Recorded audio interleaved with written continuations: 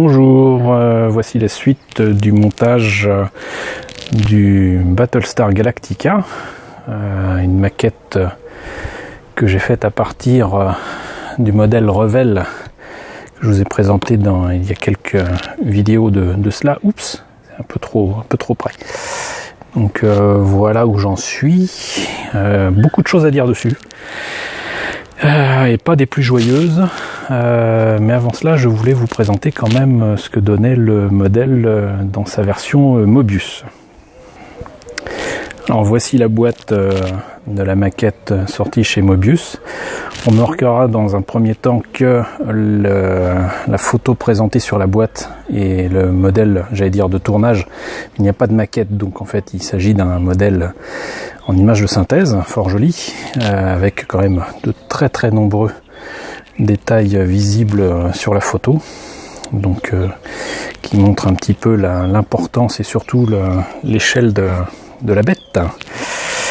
Et donc comparé à la boîte de Revell qui par contre propose le modèle présenté dans la boîte, monté et peint. Ce qui n'est pas une mauvaise chose en soi, mais donc on note déjà une sacrée différence. Là aussi, la boîte est quand même nettement plus petite que celle de Revell. Pas de beaucoup, mais quand même sensiblement plus petite. Et il y a aussi d'autres petites différences au niveau des pièces. Ça, je l'avais un petit peu deviné. Mais alors, je suis désolé, je vais vous présenter des pièces en l'état puisque je l'avais un petit peu commencé. Mais voilà, hop. Les pièces pour l'essentiel sont les mêmes. Sensiblement identiques. Ce qui diffère par contre, évidemment, j'allais dire évidemment, mais voilà, c'est les décalcos que je vous sors immédiatement. Les seuls décalcos qui étaient présents étaient les pistes d'atterrissage pour les bras, le logo de Galactica qui se trouve au milieu du vaisseau qu'on aurait du mal à peindre soi-même, et bien évidemment le nom du vaisseau Galactica. C'est un peu dommage d'ailleurs parce qu'il n'y a que le nom de Galactica alors qu'il aurait pu y avoir d'autres noms de vaisseaux éventuellement.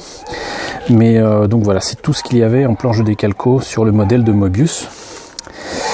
Et c'est quand même un peu dommage. Bon, alors cela dit, les bandes rouges et autres détails qui sont sur la planche de décalco du modèle de Revell existent peut-être dans une version améliorée de ce kit de Mobius, mais je ne saurais dire ce qu'il en est exactement. Alors, comme on l'avait deviné aussi, la notice de montage est en couleur, totalement en couleur.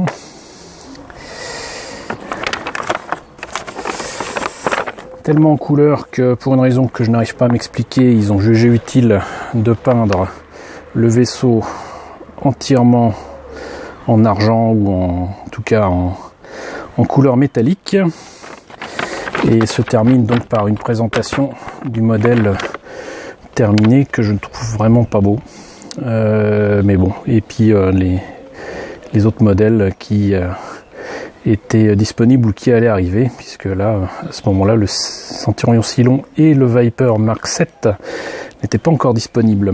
Quoi qu'il en soit, moi ce que j'apprécie beaucoup c'est l'illustration en couleur en montrant tous les petits détails du vaisseau qui du coup semble avoir quand même une teinte un peu bleue. Moi je trouve ça assez sympathique.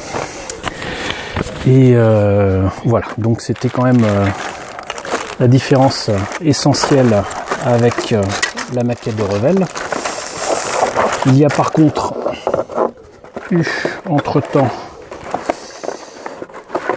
des pièces supplémentaires qui étaient proposées, notamment une planche de décalco que je vous présente immédiatement. Donc voilà, c'était un upgrade site, et comme vous voyez, c'est constitué non seulement là encore de très belles illustrations couleur du Galactica, alors cette fois-ci un peu moins bleu, un peu plus gris, que l'on peut du coup placer entièrement pour pouvoir le peindre tranquillement. Il y a aussi des pièces modifiées pour les canons qui sont franchement pas beaux dans le kit original. Donc ça c'est quand même vachement appréciable. Et surtout, planche de décalco largement supérieure en qualité et avec beaucoup plus de détails qui sont proposés dans cette planche. Alors, de nouveau, les pistes de décollage, les bandes rouges qu'on pourrait de toute façon très bien peindre soi-même, le fameux logo de Galactica qui par contre est beaucoup plus précis. Je sais pas si ça se voit bien là. Toujours le nom du vaisseau et l'intérieur des bras avec énormément de détails pour les panneaux et cette teinte rouge caractéristique qu'il y a dans le vaisseau quand il a les bras déployés. Alors c'est un détail qui est sympa, qui dans le modèle Revell était largement simplifié. Par contre ça fait franchement dessin animé, les panneaux sont détourés en noir, c'est pas très joli. Je pense que même de loin, je sais pas si ça va le faire. Je ne sais pas si je vais les utiliser, sincèrement j'en sais rien. Mais bon, donc voilà. Ce upgrade set existe et il était nécessaire de vous le présenter. Donc voilà qui est fait. On va passer maintenant à tout ce qu'il y a à dire de méchant sur cette maquette qui a réservé énormément de mauvaises surprises. Et ceci avant que le soleil se couche. Alors nous revenons sur le modèle monté et peint, en tout cas en cours, il n'est pas totalement terminé. Et j'aimerais revenir dessus parce que j'ai eu quand même de nombreuses mauvaises surprises concernant donc cette maquette. Est-ce que je vais pouvoir vous montrer ça? Voilà, alors déjà l'intérieur des bras, on va dire, montre un certain nombre de numéros pour placer les décalcomanies.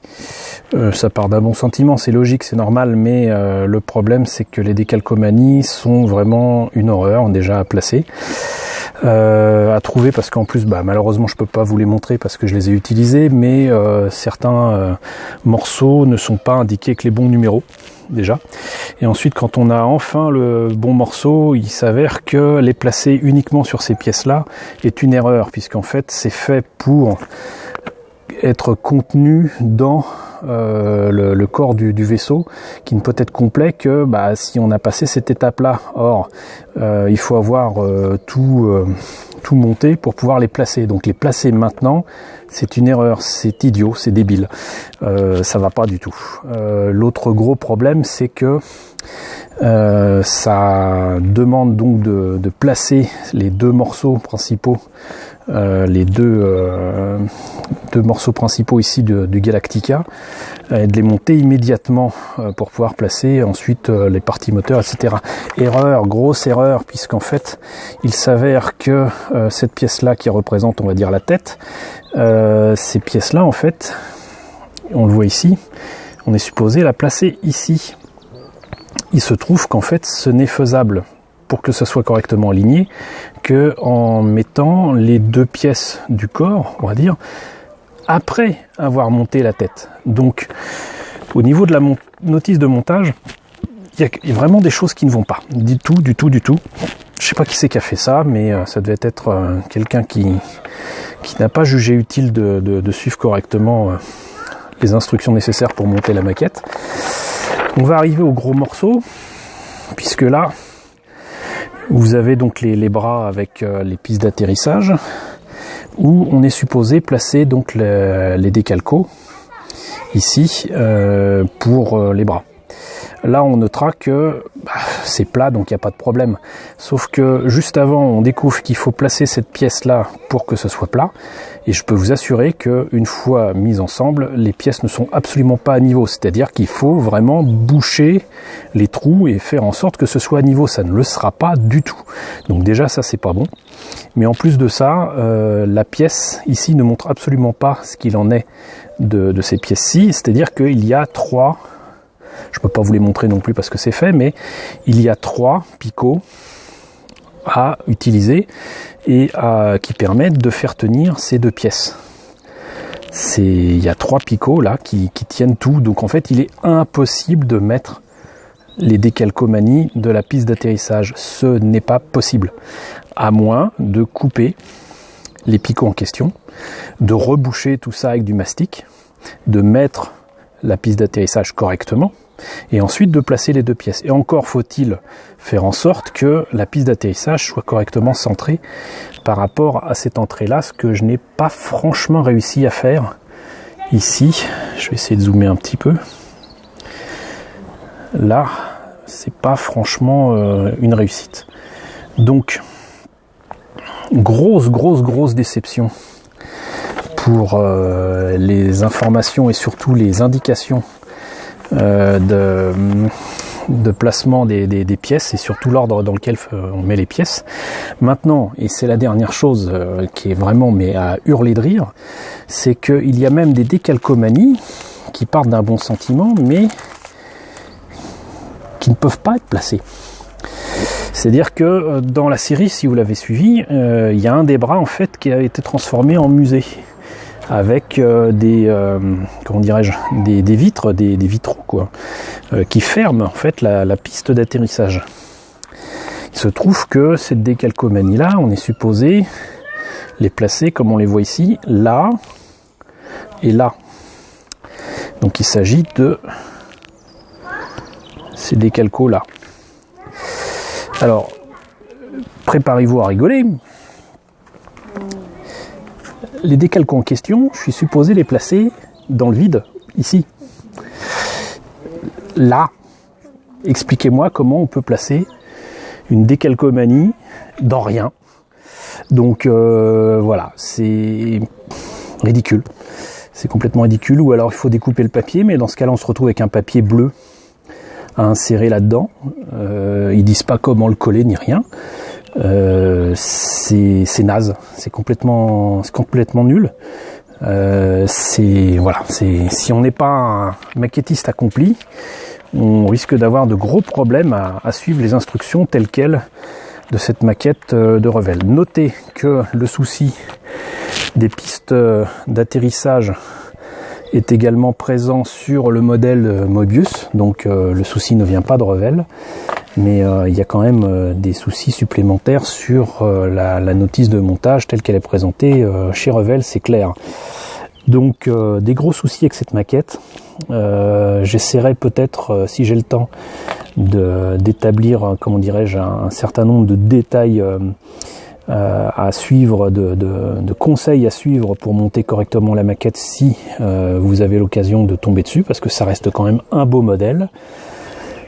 Comme ça vous éviterez les erreurs que j'ai rencontrées, et sinon vous voyez un petit peu ce que ça donne pour l'instant. Petit détail supplémentaire, outre donc de la peinture à la bombe et surtout du jus noir placé dans les creux, j'ai utilisé mes fidèles Real Touch Marker Gundam pour faire des petits panneaux en bleu, en gris, en noir. Et d'ailleurs je vois pas pourquoi je vous montre deux fois les mêmes, c'est débile. Donc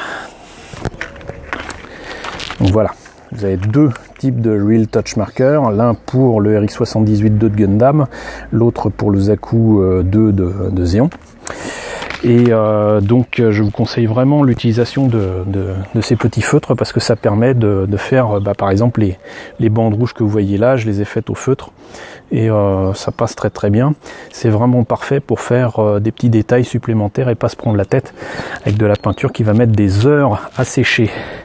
Sinon pour les décalcos, je n'insisterai jamais assez là-dessus. J'ai été obligé d'utiliser deux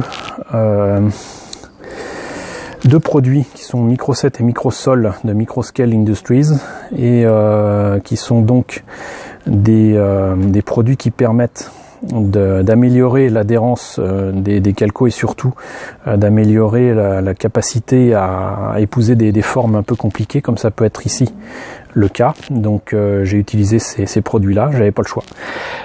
J'ai amélioré l'adhérence aussi de mon côté de toute façon avec un petit peu, là c'est un vieux flacon, mais avec de la colle blanche, colle PVA comme ils appelaient ça, avec de l'eau. Donc vous diluez de la colle à bois avec de l'eau pour remplacer la colle qui aurait dû être présente dès le départ sur ce beau modèle. Et sinon, il existe aussi chez Tamiya, nos grands amis de Tamiya. Non, c'est même pas Tamiya d'ailleurs, c'est Mr. Hobby, pardon. Donc ça, c'est encore autre chose. Chez Mr. Hobby, il y a Mark Softer, donc c'est pour assouplir les décalcomanies. Il y a d'autres méthodes qui existent, d'autres produits qui existent, ça j'en doute pas, mais en tout cas ça a été absolument indispensable ici, parce que les décalcomanies sur ce modèle-là sont juste ignobles, sont trop épais, ne collent pas, ne sont pas faits correctement pour notamment l'intérieur ici des bras. Bon là pour le nom du vaisseau ça allait, ici ça tenait pas. Il a fallu que j'améliore l'adhérence, mais voilà, donc les décalcos sur ce modèle c'est juste une horreur. Une fois fait, j'ai encore une fois utilisé les peintures, différentes peintures Citadel, ici, là, voilà. Ici et là, bah, là ça c'est de l'acier. Là c'est du gris, un peu bleu, du gris clair. Et voilà, donc en brossage à sec pour relever correctement les détails. J'ai pu utiliser également, donc voilà, c'est du shade, ce qu'ils appelaient avant du wash, donc du lavis. Pour moi c'est du jus, hein. Donc ça permet d'aller à l'intérieur des creux. Et cela fait, bah voilà, le résultat pour l'instant. Donc c'est encore un travail en cours, mais c'est pas loin d'être terminé. Et pour terminer cette vidéo sur une note positive, avec notre ami Monsieur Smith, nous avons trouvé chez Jiffy des fonds de pot. On ne rigole pas, des fonds de pot de fleurs. Allez, viens par là toi. Hop, des fonds de pot de fleurs qui sont donc en bois. Hein, comme on voit ici, on les a achetés parce qu'on s'est dit que bah, une fois dans cette position-là, il y a moyen de faire des socles à maquette assez sympas. Là, je me suis contenté de le peindre en noir à la bombe. C'était fait à la va-vite, mais je trouve quand même que ça rend pas trop mal. Et qu'avec un fond étoilé ou une image d'espace, ça peut le faire. Voilà, donc une idée toute simple pour améliorer son modèle. Et donc voilà ce que ça peut donner pour l'instant comme maquette faite en quelques heures, hein, mine de rien, puisque entre le temps de montage et de peinture avec Monsieur Smith chez lui, ça a duré à peu près 5 heures, plus les améliorations que j'ai apportées avec les feutres et compagnie, on peut dire qu'il y a une petite dizaine d'heures de travail là-dessus, donc ça veut dire que bon, en gros, sur une grosse soirée, vous pouvez faire votre maquette, cela évidemment en ne tenant pas compte du temps de séchage de la peinture, notamment pour le noir qui est dans les creux. Il y a quand même forcément un temps de séchage à prendre en compte. Donc voici donc cette seconde vidéo du Galactica. La prochaine vous présentera le modèle fièrement terminé, en tout cas je l'espère, en espérant ne pas avoir de nouvelles mauvaises surprises avec ce kit. Voilà. Et n'oubliez pas, donc il n'est pas possible de coller un décalcomanie sur du vide. A priori, c'est difficile. Voilà. À très bientôt pour une nouvelle vidéo. Si vous avez aimé, n'hésitez pas à liker et surtout à partager ce lien vers vos amis maquettistes. À très bientôt.